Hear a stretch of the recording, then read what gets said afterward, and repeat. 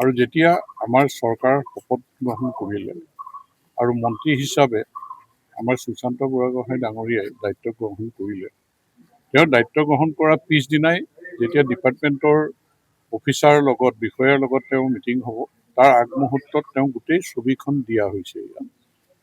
আৰু তেওঁ সেইমতে ডিপাৰ্টমেণ্টৰ লগত আলোচনা কৰি ৬০ কোটি টকা এই মথাউৰিটোৰ কাৰণে চেংচন দিছে, যে যিকোনো প্ৰকাৰে এই মথাউৰিটো ৰক্ষা কৰিবৰ কাৰণে ডিপাৰ্টমেণ্টৰ বিষয়াসকলক নিৰ্দেশ দিছে। আৰু আমিও যিমানখিনি পাৰোঁ, জিলা প্ৰশাসন, আমাৰ ২খন জিলাই পৰে, শোণিতপুৰো পৰে, বিশ্বনাথো পৰে, গতিকে জিলা প্ৰশাসনকো আমি জনাইছোঁ। মই সেইদিনা বিশ্বনাথত মিটিঙত অংশগ্ৰহণ কৰি যে এই মথাউৰিটো ৰক্ষা কৰিবৰ কাৰণে সকলো যাতে নিষ্ঠাৰে সকলোৱে কাম কৰে, দায়িত্ব সহকাৰে কাম কৰে, আৰু সকলো ডিপাৰ্টমেণ্টে যাতে সহযোগ কৰে, ৰেভিনিউ ডিপাৰ্টমেণ্ট, ফৰেষ্ট ডিপাৰ্টমেণ্ট বা যিখিনি আছে সকলোৱে যাতে সহযোগ কৰে।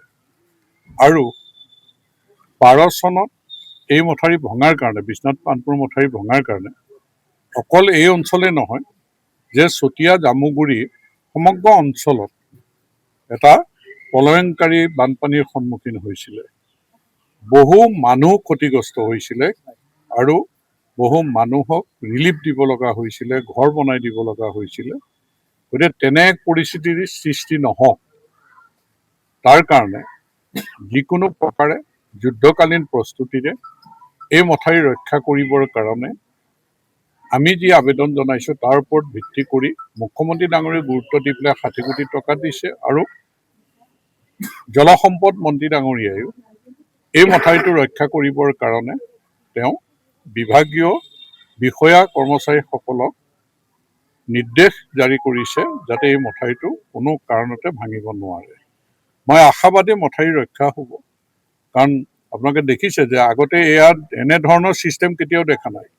বিজ্ঞান প্ৰযুক্তি যথেষ্ট আগবাঢ়ি গৈছে, যে জিঅ' টিউব, যিটো লম্বা লম্বা জিঅ' টিউবৰ জৰিয়তে ইতিমধ্যে ৩২টা জিঅ' টিউব ইয়ালৈ দি পঠিয়াইছে।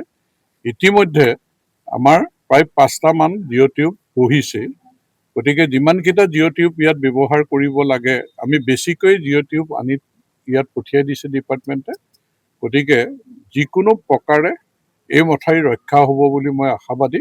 মই খালি ৰাইজলৈ আহ্বান, যি সহযোগিতা আগবঢ়াব লাগে ৰাইজে সহযোগিতা আগবঢ়াওক, আৰু আমি যেনেধৰণে জড়িত হৈ সহযোগ কৰিব লাগে আমিও কৰি যাম। জনপ্ৰতিনিধি হিচাপে বিশ্বনাথ বিধায়ক আছে, মই আছোঁ, দুইজনে আমি কৰি যাম। গতিকে আমাৰ মথাউৰিটো ৰক্ষা হ'ব লাগে, জনসাধাৰণ প্ৰলয়ংকাৰী বানপানীৰ সন্মুখীন যাতে হ'ব নালাগে, তাৰ কাৰণে আমি সকলোৰে সহযোগিতা বিচাৰিছোঁ, সকলোৱে মিলি জুলি কাম কৰি যাম।